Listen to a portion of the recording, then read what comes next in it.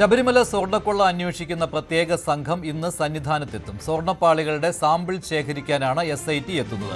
സ്വർണ്ണക്കൊള്ള കേസിലെ കുറ്റപത്രം തയ്യാറാക്കുന്നതിൽ നിർണായകമാണ് ഈ പരിശോധന. കൂടുതൽ വിവരങ്ങളുമായി ശശി നാരായണൻ ചേരുകയാണ്. ശശി, ഹൈക്കോടതിയുടെ അനുമതിയോടുകൂടിയാണല്ലോ ഇപ്പോൾ വീണ്ടും സ്വർണ്ണ സാമ്പിളുകൾ ശേഖരിക്കാൻ പോകുന്നത്. ആദ്യ പരിശോധനയിൽ തുടർന്ന് നടത്തിയ ഫോറൻസിക് പരിശോധനയിലും ഇതിന്റെ വ്യാപ്തി കണ്ടെത്താൻ കഴിഞ്ഞിരുന്നില്ല. ഇപ്പോൾ കുംഭമാസ പൂജകൾക്കായി നട തുറക്കാൻ പോകുന്ന സമയമാണ്. എപ്പോഴായിരിക്കും ഈ പരിശോധനകൾ നടക്കുക? മഞ്ജുഷ, ഈ സ്വർണ്ണക്കൊള്ള കേസുമായി ബന്ധപ്പെട്ട് SITയുടെ പ്രത്യേക അന്വേഷണ സംഘം ഇപ്പോൾ സന്നിധാനത്തെത്തിയിരിക്കുന്നു. ഒരു 11 മണിയോടുകൂടിയാണ് പമ്പയിലെത്തിയത്. അവിടെ നിന്ന് പിന്നീടാണ് സന്നിധാനത്തെത്തിയിട്ടുള്ളത്. എന്തുകൊണ്ട് പരിശോധന അല്പസമയത്തിനകം വെച്ചുണ്ടാകുമെന്നുള്ള അറിയാം. അത് നട അടച്ചതിന് ശേഷമായിരിക്കും ഇത് സംബന്ധിച്ചുള്ള പരിശോധന ഉണ്ടാവുക. ഒരു ആലോചനയ്ക്ക് ശേഷം കൂടിയാലോചനയും ഒപ്പം ചില കാര്യങ്ങൾ പരിശോധിച്ചതിന് ശേഷമായിരിക്കും ഈ സ്വർണത്തിന്റെ ഒരു രാസപരിശോധന അടക്കമുള്ള കാര്യങ്ങൾ. ശാസ്ത്രീയമായ ഒരു പരിശോധനയാണ് ആ സംഘം ലക്ഷ്യമിടുന്നത്. 2 തവണ നേരത്തെ സ്വർണത്തിന്റെ സാമ്പിൾ ശബരിമലയിൽ ശേഖരിച്ചിരുന്നു. പക്ഷെ അത് മതിയായ രീതിയിലല്ലായിരുന്നു എന്നുള്ളതാണ് വിലയിരുത്താൻ കഴിയുന്നത്. അതുകൊണ്ട് തന്നെ കൂടുതൽ പരിശോധന ആവശ്യമാണ്. കാരണം കുറ്റപത്രം സമർപ്പിക്കാൻ ഇനി ദിവസങ്ങൾ മാത്രമേ ബാക്കി നിൽക്കുന്നു. കാരണം നഷ്ടപ്പെട്ട സ്വർണത്തിന്റെ കണ്ടെത്താനുള്ള ആ കുറവ് എന്താണെന്നുള്ള കണ്ടെത്താനുള്ള ഇതുവരെ കഴിഞ്ഞിട്ട് അത് കണ്ടെത്തുക എന്നുള്ളതാണ് പ്രധാനപ്പെട്ട ലക്ഷ്യം. അത് കണ്ടെത്തിയെങ്കിൽ മാത്രമേ കുറ്റപത്രം സമർപ്പിക്കാൻ കഴിയുള്ളൂ. അതൊരു പ്രധാന ഘടകമാണ്. അതുകൊണ്ട് തന്നെ ഈ സ്വർണം എന്ത് ചെയ്തു എന്നുള്ള കാര്യമാണ് പ്രധാനമായും പരിശോധിക്കുന്നത്. അതുകൊണ്ട് തന്നെ ഈ SIT സംഘം ഇന്ന് സന്നിധാനത്ത് തുടരും. ഇന്നും നാളെയും മറ്റന്നാളും 3 ദിവസമാണ് സന്നിധാനത്തുണ്ടാകുക. ഉച്ചയ്ക്ക് ശേഷം, അതായത് നട അടച്ചതിന് ശേഷമുള്ള സമയങ്ങളിലായിരിക്കും ദ്വാരപാലകൾ, അതുപോലെ തന്നെ കട്ടളപ്പാളി, സ്ത്രീകളുടെ അടക്കമുള്ള ഭാഗങ്ങളിലെ സ്വർണം സാമ്പിൾ ശേഖരിച്ച് പരിശോധന നടത്തുക. അത് ഒന്നുകിൽ ഹൈദരാബാദിലോ അല്ലെങ്കിൽ മുംബൈയിലോ കൊണ്ടുപോയിരിക്കും ഇതിന്റെ പരിശോധന നടത്തി കൃത്യമായൊരു സ്വർണത്തിന്റെ അളവ് കൃത്യമായി പരിശോധിക്കുക എന്നുള്ള കാര്യം ഉള്ളത്. നിലവിലത്തെ സാഹചര്യത്തിൽ ഈ നഷ്ടപ്പെട്ട സ്വർണ്ണം കണ്ടെത്തുക, അതിന്റെ കൃത്യമായ രേഖകൾ ഉണ്ടാകുക എന്ന് പറയുന്നതാണ് കേസിനെ സംബന്ധിച്ച് നിർണായകമാണ്. അത് കണ്ടെത്താൻ കഴിഞ്ഞെങ്കിൽ മാത്രമേ കുറ്റപത്രം സമർപ്പിക്കാൻ കഴിയുള്ളൂ. അല്ലെങ്കിൽ കേസ് നിലനിൽക്കില്ല എന്നൊരു സാഹചര്യത്തിലേക്ക് ഒരുപക്ഷെ പോകും. പ്രതികളെല്ലാം രക്ഷപ്പെടാൻ സാഹചര്യം ഉണ്ടാവും. അതുകൊണ്ട് തന്നെ ഇത് കണ്ടെത്തുക എന്നുള്ളതാണ് പ്രധാനം.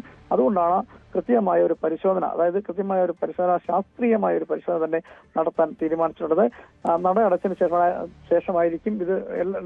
നട തുറന്നതിന് ശേഷം നാളെ ഉച്ചയ്ക്ക് ശേഷം ഉള്ള ഇടവേളകളിലായിരിക്കും ഈ സാമ്പിൾ പരിശോധന നടക്കുക. വിവരങ്ങൾ നൽകിയത്. ശബരിമല സ്വർണ്ണക്കൊള്ള കേസിൽ പ്രത്യേക അന്വേഷണ സംഘം സന്നിധാനത്ത് വീണ്ടും എത്തിയിരിക്കുകയാണ്. സ്വർണ്ണപ്പാളികളുടെ സാമ്പിൾ വീണ്ടും ശേഖരിക്കുന്നതിന് വേണ്ടിയാണ് സംഘം എത്തിയിരിക്കുന്നത്.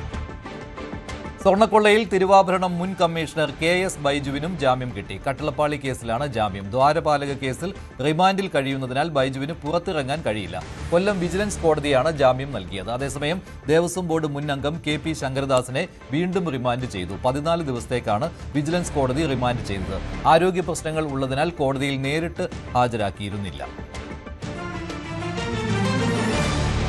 ലോക്സഭാ പ്രതിപക്ഷ നേതാവ് രാഹുൽ ഗാന്ധിയുടെ പാർലമെന്റ് അംഗത്വം റദ്ദാക്കണമെന്നാവശ്യപ്പെട്ട് BJPയുടെ നോട്ടീസ്. വസ്തുതാവിരുദ്ധമായ വിവരങ്ങൾ പാർലമെന്റിൽ ഉന്നയിച്ചു എന്നാരോപിച്ചാണ് BJP MP Nishikant Dubey notice നൽകിയത്. സഭയെ തെറ്റിദ്ധരിപ്പിച്ചാൽ നൽകുന്ന അവകാശ ലംഘന നോട്ടീസ് രാഹുൽ ഗാന്ധിക്കെതിരെ നൽകിയിട്ടുമില്ല. രാഹുൽ ഗാന്ധിയെ ജീവിതകാലം മുഴുവൻ തെരഞ്ഞെടുപ്പിൽ മത്സരിക്കുന്നത് വിലക്കണമെന്നാവശ്യപ്പെട്ടിട്ടുണ്ടെന്നും നിഷികാന്ത് ദുബെ പറഞ്ഞു.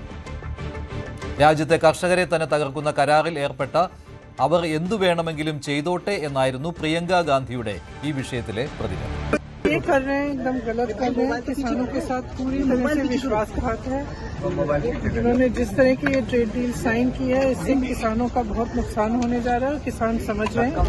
आज सारे लेबर यूनियन भी स्ट्राइक पे हैं। हम पूरी तरह से उन्हें सपोर्ट कर रहे हैं, क्योंकि इनका जो लेबर कोड है उससे लेबर का नुकसान होगा। तो मतलब ये देश के लिए काम कर रहे हैं। क्या क्या करेंगे, प्रिविलेज नोटिस, FIR, तमाम केस, ये सब क्या क्या करेंगे, करने दीजिए। राहुल जी को फर्क नहीं पड़ता।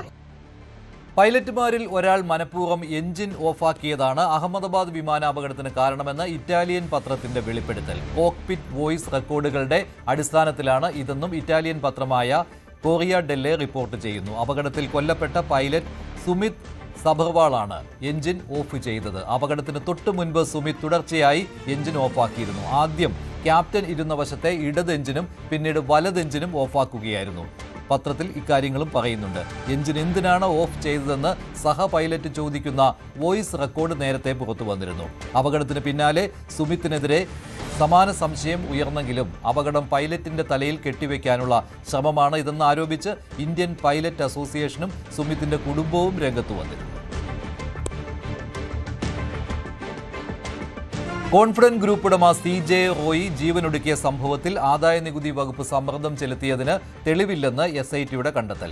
റോയിയെ സമ്മർദ്ദത്തിലാക്കിയതിനും തെളിവില്ല. റോയി ജീവനൊടുക്കിയ ദിവസം ചോദ്യം ചെയ്തിരുന്നില്ല. അതേസമയം റോയിയുടെ സാമ്പത്തിക ഇടപാടുകളിൽ വ്യക്തത തേടുകയാണ് പോലീസ്. ബിസിനസ് രംഗത്തെ കടുത്ത മാനസിക സമ്മർദ്ദമാണ് റോയിയെ ജീവനൊടുക്കാൻ പ്രേരിപ്പിച്ചതെന്നാണ് അന്വേഷണ സംഘത്തിന്റെ നിഗമനം. ഇതിന്റെ ഭാഗമായി കൊച്ചിയിലെ റോയിയുടെ 3 അടുത്ത സുഹൃത്തുക്കളുടെ മൊഴി അന്വേഷണ സംഘം രേഖപ്പെടുത്തി. റോയിയുടെ മരണവുമായി ബന്ധപ്പെട്ട അന്വേഷണം അന്തിമ ഘട്ടത്തിലേക്ക് നീങ്ങുകയാണ്.